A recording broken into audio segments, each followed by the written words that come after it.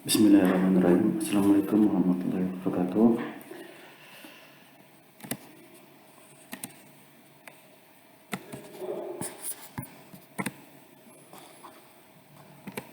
Selamat siang. Perkenalkan, eh, nama saya Andriansyah. Nomor induk mahasiswa saya 2013 436060. Program studi saya S1 jurusan Sistem Komputer. Saya ingin melakukan presentasi dari hasil rangkuman pertemuan 1 dengan judul Sejarah Komputer. Komputer berasal dari kata komputer yang artinya menghitung. Secara bahasa komputer didefinisikan sebagai alat yang melakukan proses perhitungan aritmatika. Kesimpulan lain dari pengertian komputer adalah peralatan elektronik yang menerima masukan data, mengolah data, dan memberikan hasil keluaran dalam bentuk informasi, baik itu gambar, teks, suara, ataupun video, serta dapat menggunakan suatu program yang tersimpan di dalam memori komputer dan juga dapat menyimpan program dan hasil dari pengolahan data serta dapat bekerja secara otomatis. Sejarah komputer. Yang kita tahu, abacus atau lebih dikenal sebagai sempoa pada zamannya adalah sejarah awal terbentuknya komputer. Pada abad tahun 1387, sempoa atau dalam bahasa Latin adalah abacus yang berasal dari kata abax, yang dalam bahasa Yunani adalah tabel perhitungan. Dan selanjutnya, kalkulator roda numerik. Muncul penemuan lain dalam sejarah mesin komputasi pada tahun 1642. Blaise Pascal lahir di tahun 1623, meninggal di tahun 1662, yang pada umur 18 tahun menemukan sebuah alat hitung yang disebut kalkulator roda numerik atau numerical wheel calculator, di mana alat tersebut sebagai alat bantu ayahnya untuk melakukan perhitungan pajak, dan dikembangkan kembali oleh Gottfried Leibniz di tahun 1674 dan Charles Babbage itu di tahun 1812 dan Hermann Hollerith itu di tahun 1890.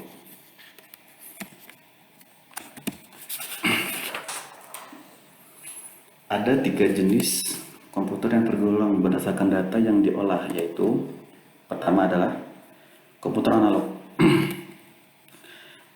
Komputer yang digunakan untuk mengolah data kualitatif, mengerjakan secara kontinu atau paralel.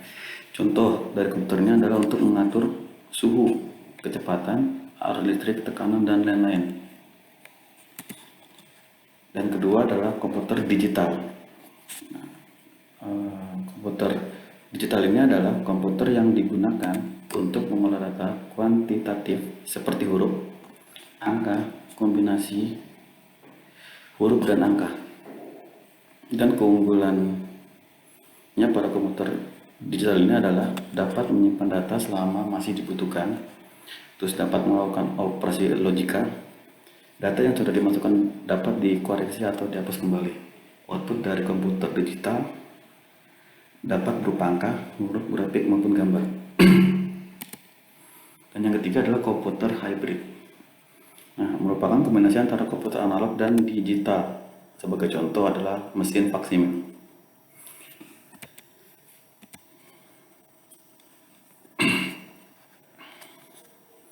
Untuk komputer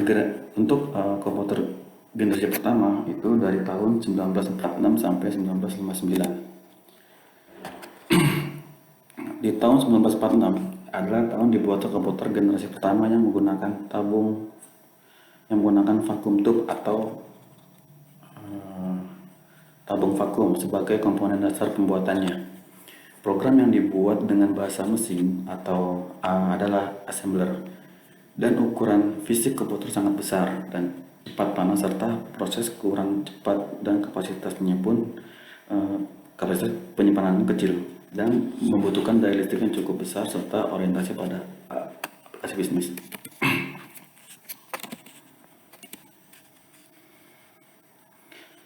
ENIAC adalah salah satu komputer generasi pertama di tahun 1946, atau bisa dibilang kepanjangan ENIAC adalah Electronic Numerical Integrator dan Computer. Dan yang kedua adalah IBM 701, komputer komersial berukuran besar, komputer generasi pertama yang paling populer di tahun 1953 di masanya. Selanjutnya adalah komputer generasi kedua di tahun 1959-1964. Tahun 1954, komponen untuk merancang komputer adalah teknologi transistor. Tabung vakum yang berfungsi sebagai komponen dasar di komputer di generasi pertama telah diganti dengan teknologi transistor. Komponen ini dinilai jauh lebih efisien dibandingkan dengan tabung vakum. Ciri-ciri komputer dari generasi kedua adalah program dapat dibuat dengan bahasa tingkat, contohnya COBOL, Fortran, atau ALGOL. Dan kapasitas memori utama sudah cukup besar. Terus proses operasi sudah cepat, membutuhkan lebih sedikit daya listrik, berorientasi pada bisnis dan teknik. Komputer yang paling banyak digunakan pada generasi kedua ini adalah IBM 401, biasanya untuk aplikasi bisnis, dan IBM 1602 dan IBM 7094 untuk aplikasi teknik.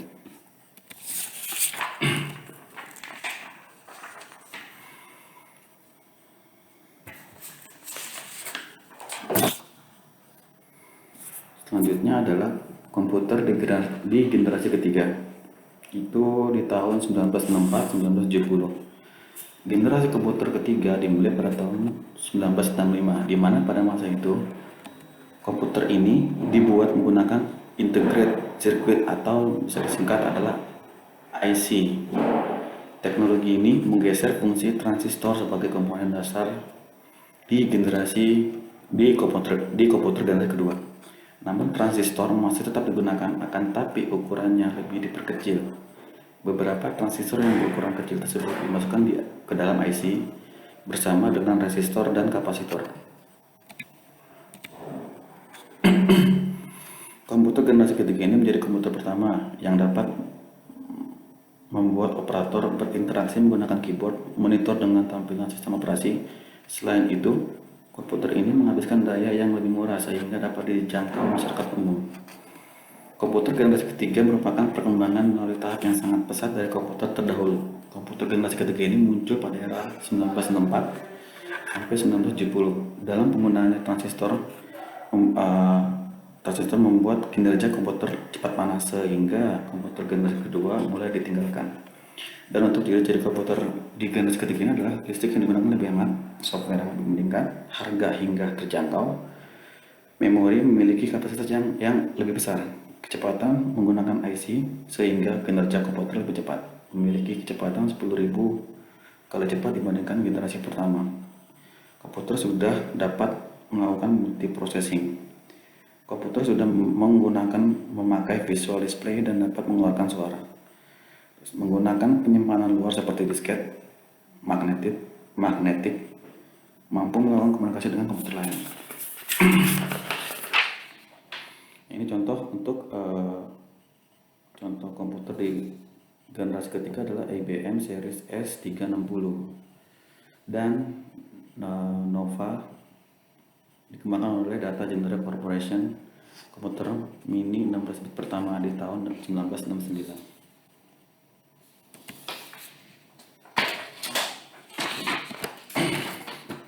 Selanjutnya adalah komputer generasi keempat 1970 sampai 1990. Komputer yang kita pakai saat ini merupakan komputer generasi keempat, di mana generasi keempat ini dibuat dengan menggunakan komponen dasar bernama mikroprosesor. Chip mikroprosesor memiliki ribuan transistor dan beberapa macam elemen sirkuit yang mana saling terhubung menjadi satu.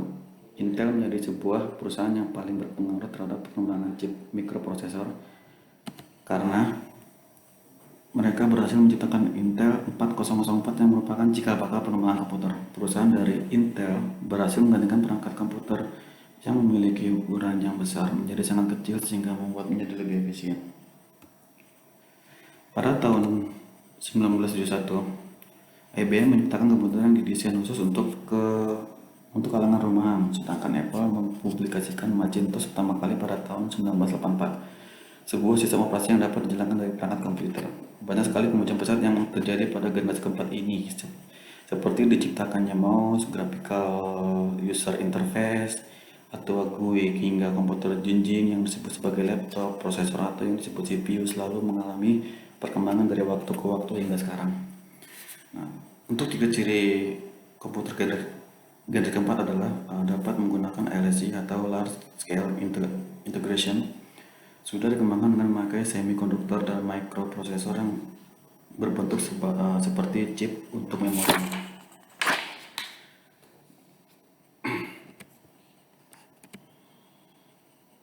Komputer generasi kelima. Pada generasi ini sebenarnya masih tahap pembangunan, di mana generasinya akan mempunyai teknologi yang dibuat dengan berdasarkan kecerdasan buatan atau artificial intelligence. Pengembangan komputer generasi kelima ini bertujuan untuk dapat menghasilkan perangkat komputer yang dapat merespon menggunakan bahasa yang digunakan manusia. Tidak cukup sampai di situ, komputer generasi ini diharapkan dapat mempelajari lingkungan di sekitarnya serta dapat menyesuaikan diri sendiri.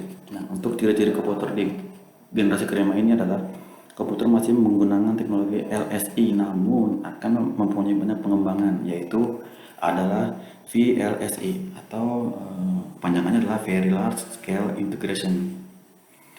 Versi rilis terbarunya memiliki fitur yang terus berkembang setiap tahunnya. Semakin cepat dalam pemrosesan informasi, komputer memiliki kemampuan untuk mendengar, berbicara, melihat, berbicara, dan pastinya lebih canggih lagi, bahkan dapat memberikan kesimpulan layaknya manusia. Demikian presentasi dari saya. Terima kasih. Assalamualaikum warahmatullahi wabarakatuh.